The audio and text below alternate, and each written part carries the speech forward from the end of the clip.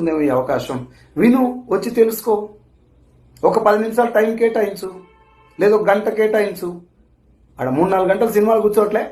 అట్లా ఒక మీటింగ్కి రండి. ఫిజికల్గా మీటింగ్లు పెడుతున్నాం కదా మనం, సెమినార్స్ జరుగుతున్నాయి కదా. నిజంగానే అది ఫ్రాడ్ అయితే డైరెక్ట్గా అడగొచ్చు కదా అక్కడ పోయి. ఇంటికాడ కూర్చొని కామెంట్ పెట్టేందుకు కాక అందరికీ చెప్తున్నా, మన అందరివి ఈ కామెంట్ పెట్టే బ్యాచ్ అంతా దాదాపు పేదరికంలో ఉన్న బ్యాచే మనందరం.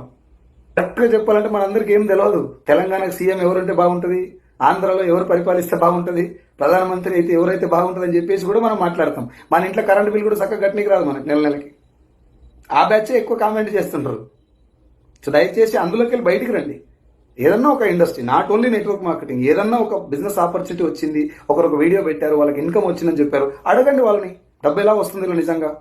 మీరు ఏదో లక్షల కార్లు అని చెప్తున్నాడు, వాస్తవంగానే వస్తుందా? ఇది బ్యాంక్ స్టేట్మెంట్ అడగండి. మీ మొబైల్ నెంబర్ పెట్టి కాల్ చేయండి, మేము కూడా దీని ముందు తెలుసు.